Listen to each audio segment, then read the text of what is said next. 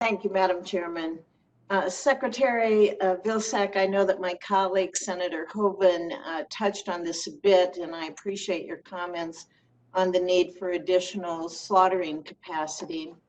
But are you concerned that negotiated trade levels in the fed cattle market may have diminished to the point that price discovery is not sufficient to enable the cow-calf and cattle feeding segments to benefit from our current market conditions? The quick answer to that is yes. I think we need more price discovery, Senator. Do you have you thought about different ideas on how that can be achieved? Because I just may have a bill for you. Well, I'm happy to work with you, and I'm sure that you've got very good ideas given the important role that that industry plays in Nebraska. I'm not surprised that you have some ideas, and would look forward to, if confirmed, working with you to figure out what works best for Nebraska and for the country. Great, thank you. I enjoyed our conversation that we had before this hearing earlier a couple weeks ago, and I do appreciate your interest in that. As you know, the U.S. is a global leader in the production of high quality, sustainable beef because cattle producers worked hard for decades to improve the quality of our cattle and build the brand that consumers love and trust. I think there is a general agreement that the USDA's generically approved product of the USA label has failed to keep up with evolving consumer expectations. Many are of the mindset that USDA already has the necessary tools and regulatory power to improve this dated generic label. Do you believe that the current labeling policy adequately informs consumers? If it's the same policy as it was 4 years ago when I left, the answer is no.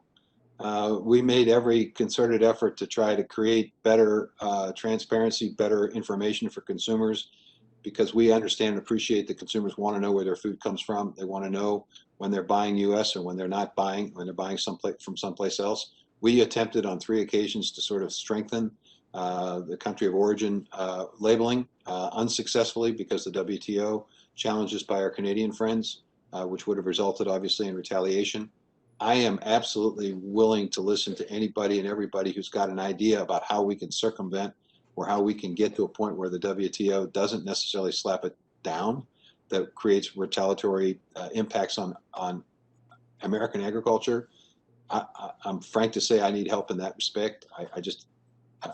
You know, we can ignore the WTO, but then we got the retaliation, and then, you know, that's just right. Not a good situation. So no, that wouldn't be a good thing. I hope that we can work together and bring in a lot of stakeholders from the cattle industry to be able to look at that and possibly look at what the USDA can already do. You know, that maybe the tools, as I said earlier, maybe the tools are already there. Maybe we can strengthen that product of the USA labeling so it will work and be accepted by our trading partners so that we don't have to face sanctions then in the future as well. I'm happy to do that, Senator. Wonderful, thank you. As you know, Nebraska is the perfect agricultural laboratory for creating a data-driven farm of the future with our 7 climate zones and wide variation in soils and precipitation. We've been leaders on precision livestock and crop production. Would you expand on how innovations in agriculture will drive precision livestock and crop production and continue our nation's global leadership role in feeding and fueling the world? Well, happy to do that. Whether it's our consumers here in the U.S. or our efforts to try to export overseas, I can tell you we are facing competition on not just the quality, not just the safety, not just the taste, not just the price. We're also now facing competition on whether or not whatever it is we're selling has been sustainably produced. So to the extent that we can make the case to the world that what's being raised, what's being grown, what's being sold outside the U.S. is being raised and grown in the most sustainable, animal-friendly environments, we can make the case and provide a market advantage to the U.S. So innovation becomes critically important.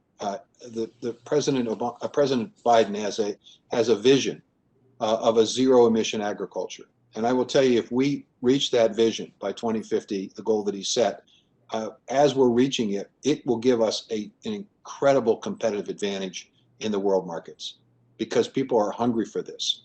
But we won't be able to do this without innovation.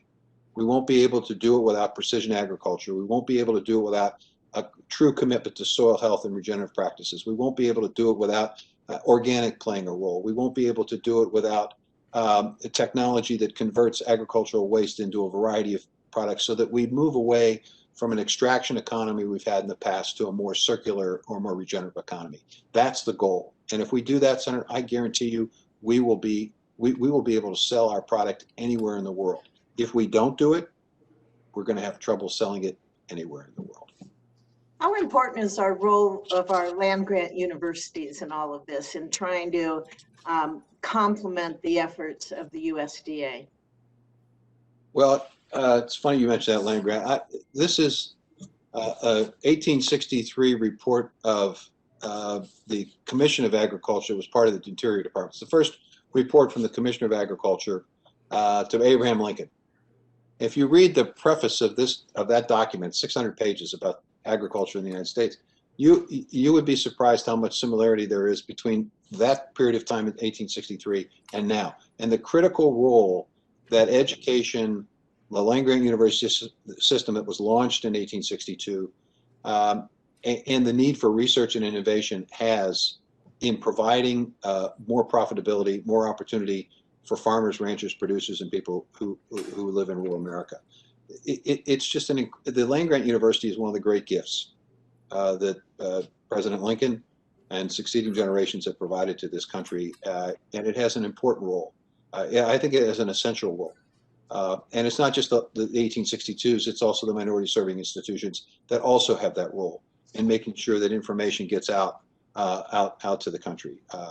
And I would hope that the USDA could work collaboratively, and I believe it would, if I'm confirmed, will work collaboratively with that land-grant university system. I've spent the last 4 years affiliated with Colorado State University, and as a governor, I had a very keen understanding of Iowa State University.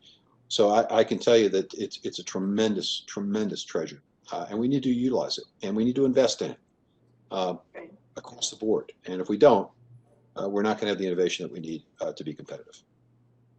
Well, thank you very much. Appreciate your being here today and your clear answers. Thank you, sir.